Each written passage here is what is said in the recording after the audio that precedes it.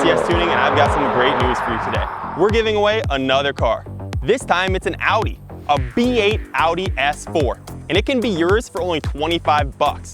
Every $25 you spend on ECS Tuning enters you for a chance to win this beast. And we're not giving it away in stock form. Oh no, we're not doing that. We're putting $30,000 worth of mods to make this a completely different animal. We've got engine performance coming from 034 Motorsport. We've got new brakes coming from Hawk and StopTech. And my favorite, the bellissimo Italiano exhaust coming straight from Supersprint. This thing's gonna sound killer, it's gonna ride great, and it's gonna perform like a beast.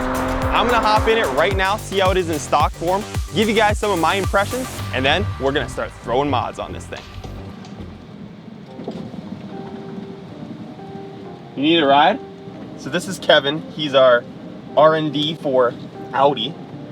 Everything Audi, he knows it. I design parts. I'm not just an R&D.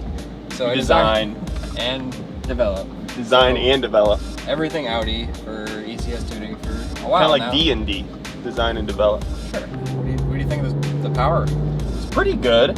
Let's I guess we should do like from a dig, but we can do a roll here. Let me get this GoPro on. We'll give you guys the gauge cluster view as well. See how it picks up, see how the transmission downshifts.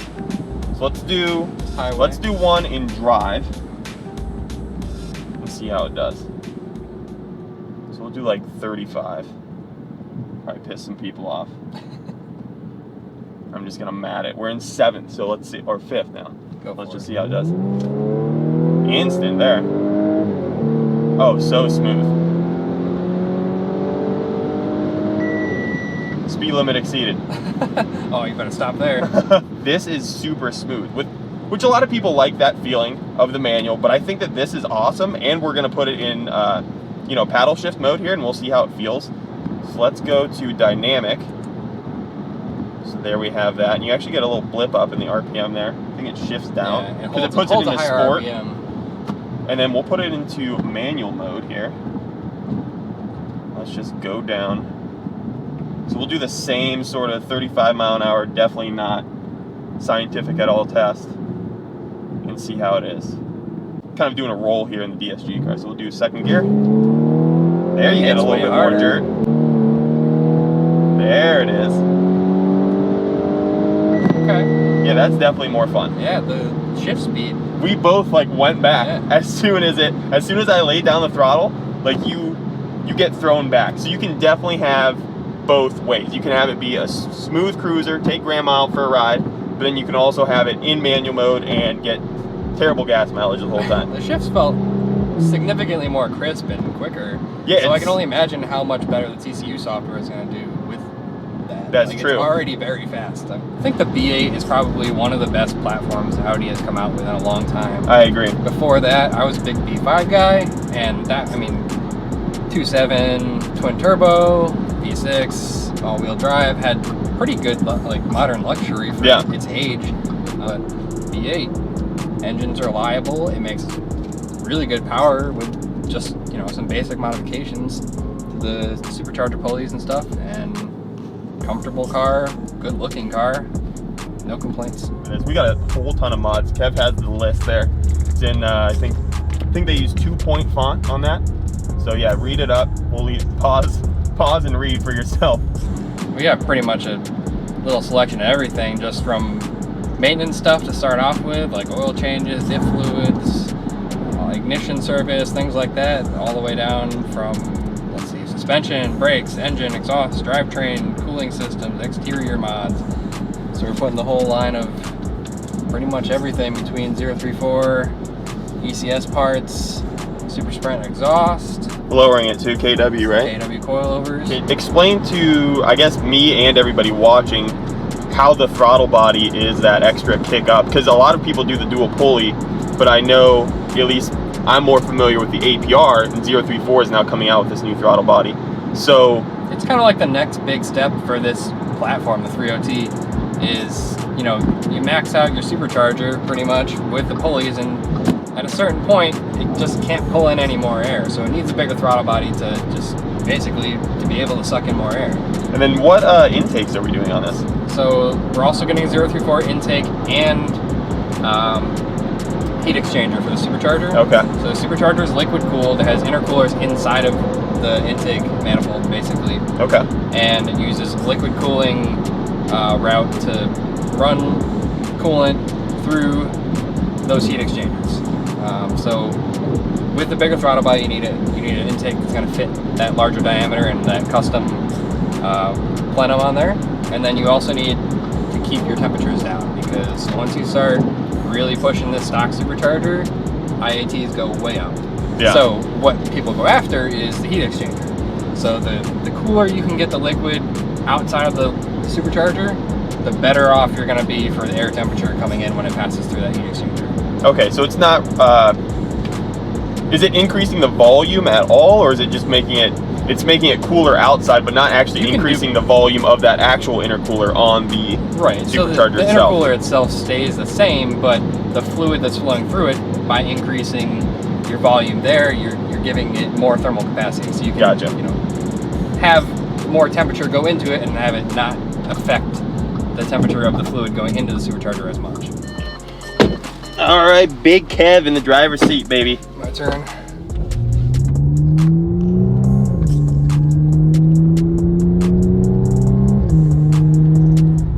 It feels like it's handling it good. Definitely. How's that electronic steering? I'm a fan of the steering in this car.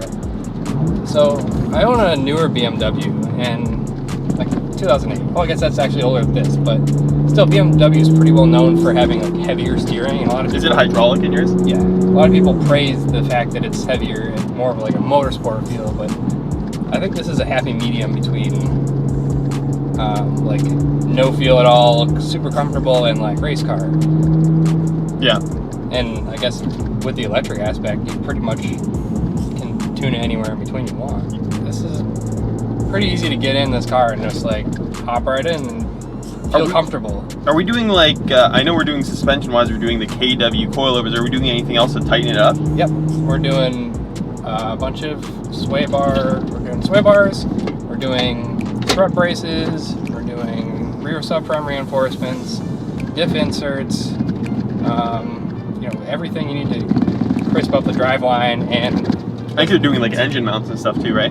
Yep, engine mounts, control arms, the whole deal.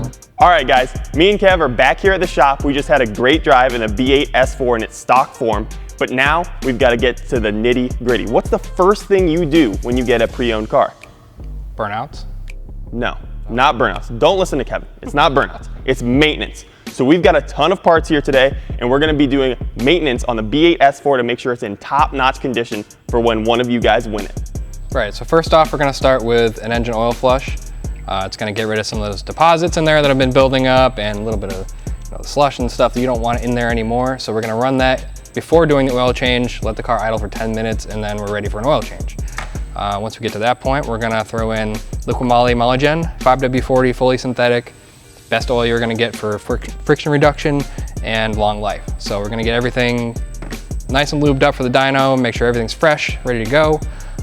Keep the particles out. We're going to use a HENGST filter, and we're going to hold that on the engine with a nice ECS tuning billet oil filter housing cap. After we do the engine oil service, we're going to do a couple more fuel additives also. So first thing we're going to put in is the Liqui-Moly Jacktron fuel injection cleaner. This car has direct inject injectors that are sitting inside the combustion chamber. You get a lot of carbon buildup, so this is going to help clean some of that out and get the fuel flowing. And then speaking of the fuel, we're going to add in the SpeedTech gasoline additive. This is going to allow the engine to perform at the best of its ability. All right, Kev, you got that engine all lubed up with all this Liqui-Moly additives. But we also have to hit the transmission. So we have this Liqui-Moly 8100 fully synthetic DSG service kit. So that comes with this fluid. This is going to protect against wear with all of its nice additives and also get those shifts smooth and precise. With our kit, we also have the two filters. So you get this little guy, and there's also this bigger one. So the last few items we want to do before we get it on the dyno is a diff fluid flush, diff fluid change, coolant flush, and we want to do an ignition system refresh. So we're going to do fresh coils, fresh spark plugs, get it ready to go. But wait, there's more. We also have a cabin air filter from HENGST, so that's gonna get that car smelling nice. Maybe there's some gunk and stuff in there. When you get a pre-owned car, sometimes it just smells awful. And we have beautiful Audi original wiper blades. These things are awesome. I have them on my B8. Never buy off-brand wiper blades. You gotta buy the originals. And that pretty much wraps everything up. So let's get started. All right, Matthew, what are we doing here? All right, so we gotta wait 10 minutes so the Liqui-Moly engine flush can clean out all the particulate and all the deposits in the oil system. And that way we can get it all out. Our oil tank is gonna run nice and smooth afterwards.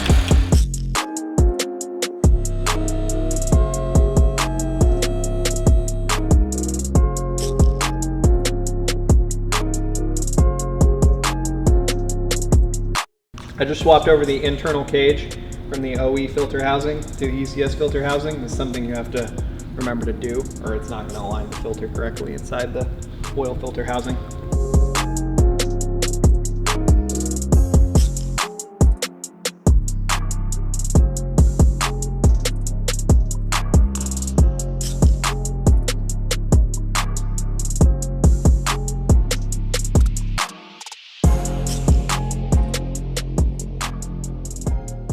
Listen, we took out the old stuff, which doesn't look that bad, but you know, it's better safe than sorry. So we're just gonna get rid of all of it. There you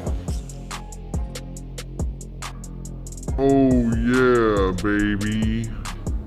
Like that? Is that how you want me to say it? Should I put it in?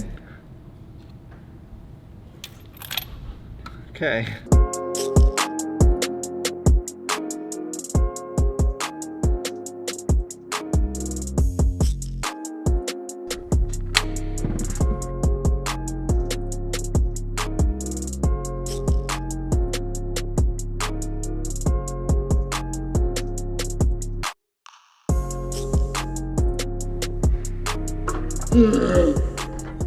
Ooh, that needed replaced.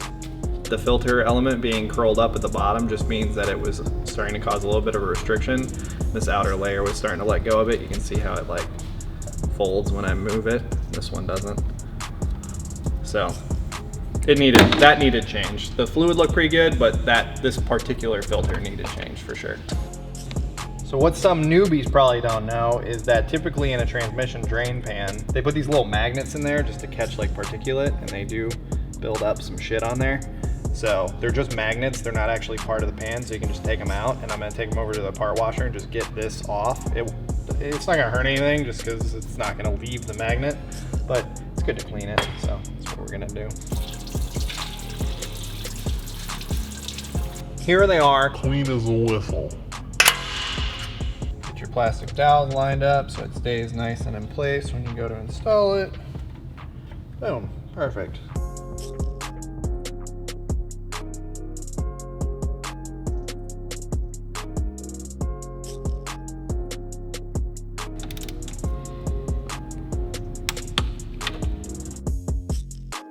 We're going to be putting in Liqui-Moly's 8100 dual clutch gear oil.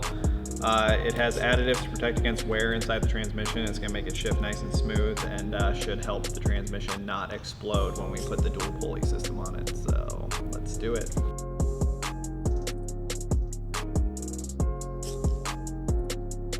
Okay, so we're going to let it down. We're going to start it, and we're going to shift through all of the gears, reverse, neutral, drive. Put it back in park, and then lift it back up before the fluid gets hot so we can check the fill level. And then once we're sure it's full cold, we'll start it up, let it get up to temperature, and re-pull the fill plug. That way we account for fluid expansion.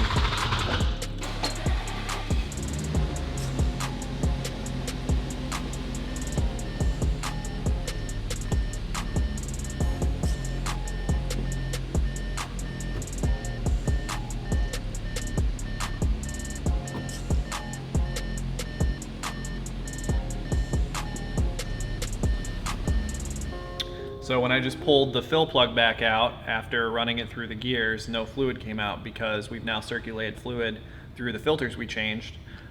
So now it needs more fluid, so that's why we're doing this.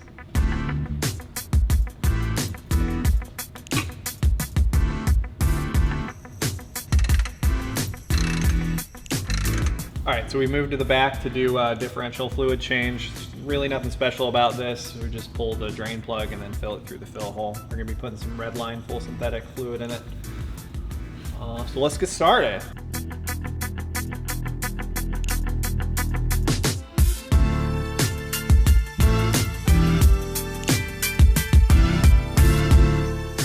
All right, that wraps it up for all of the maintenance that we need to do underneath the car. Now we can head in and get that cabin filter changed out.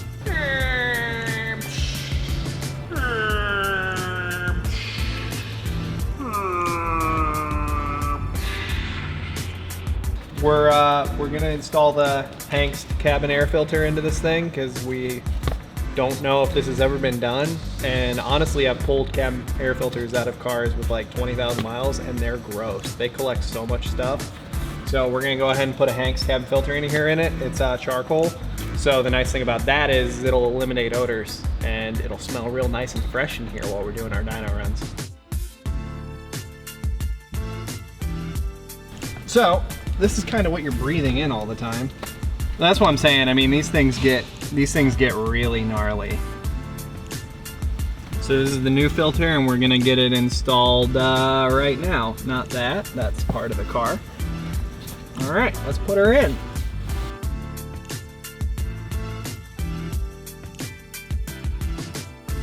All right, now for the most exciting part of this entire build, we're gonna be putting some brand new OEM wiper blades on this sumbitch. They're both in this one box, that's cool.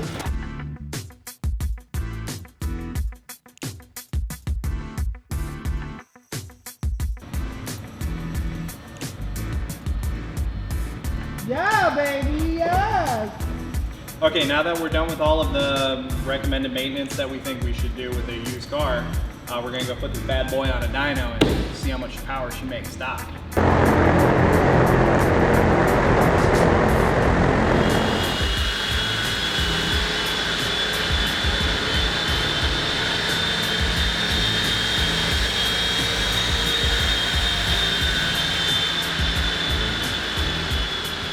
All right, so we just got done doing our stock runs for the B8S4, so we have a baseline after we're done installing all the 034 parts for our power.